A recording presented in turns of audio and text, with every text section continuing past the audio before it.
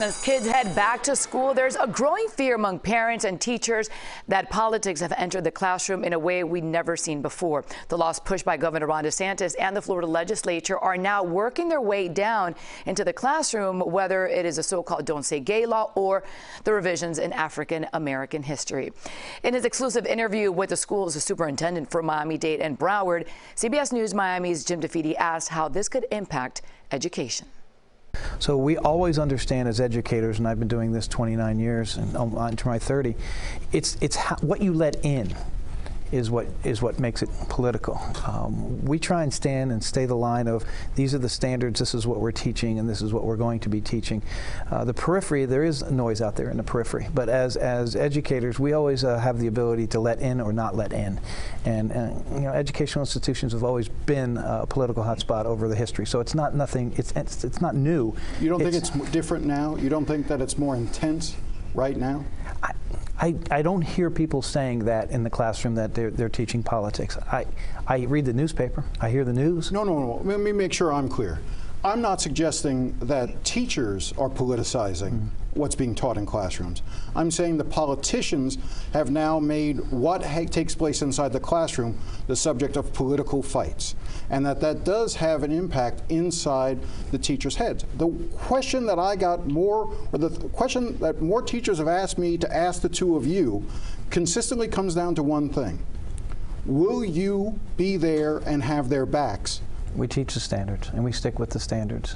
And we make sure we protect teachers by letting them know that if you're staying with the standards and they're allowed, we will protect you at all costs. So we're not blind to it, we're not deaf to it, we know what you're saying, but at the end of the day, we also know that if teachers fearing for that, they can come to us, they can come to their administrator and say, hey, I'm a little worried about this section, what do you think? And we'll certainly step in and help them. We want to protect our teachers, but you know, that fear, it's real, they have it, if they're saying it's real, but I think we're going to protect them quite well, making sure they stay within the guardrails and making sure that they're hitting these standards. Perception is very important. If that's what they're perceiving, that's what they're feeling. Absolutely. And we are dealing with some new state statutes that we have not been used to, right? So we have to adapt. We have to work with our teachers, make sure that they're supported, that they understand what the standards are. But absolutely, things are changing, right? And they are, and perception is reality. But we are here, school leaders are here in their schools to create a culture of support for teachers and make sure that they are very well aware of the guardrails or what the standards are. It requires a lot more awareness, a lot more communication. This concept of thought partners working things out together in order to always do what's right for kids and always end up making sure that our teachers, right, the incredible individuals that make a huge difference in the lives of children, are adequately trained, prepared, and advised so that they can teach what they're there to do. And they're not only teachers. I mean, these are individuals that also believe in the incredible potential that each child has. And Jim DeFede joins us now live. Jim, good to see you this early in the morning. So it feels as if this is a challenging time to be a teacher and a parent and even a student. So how do you think the superintendents will handle that challenge, and what should be parents, what should we be doing as we send our kids back to school? So, you know, the superintendents, as you heard, they're going to do everything they can to try to keep all the debates about politics out of the classroom. They want teachers to just be focused on teaching their students and not to try to really overthink too much some of the issues that are swirling around them, things that we cover here in the media so often.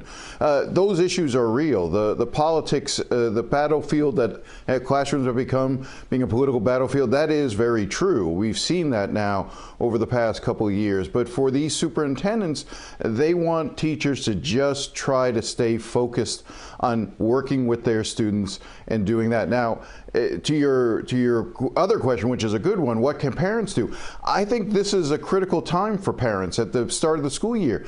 Be engaged, talk to Talk to the teachers who are teaching your kids. Ask them about whether some of these issues, you know, and the concerns that you might have as a parent in terms of whether or not politics is invading the classroom. I think communication, as the superintendent said, is really the critical factor here. You know, parents need to be talking to school principals, parents need to be talking to their kids' teachers.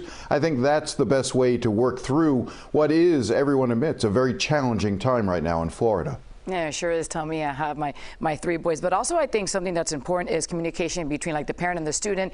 You know, ask them questions. What did you learn? Go through their work, and that you can also figure out exactly what they're doing. You also spoke with them about the teacher shortage. What did they have to say about that?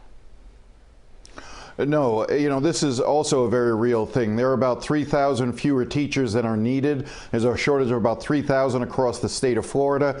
In Miami-Dade, they estimate that they're missing about 250 teachers or so. In Broward, it's about 150.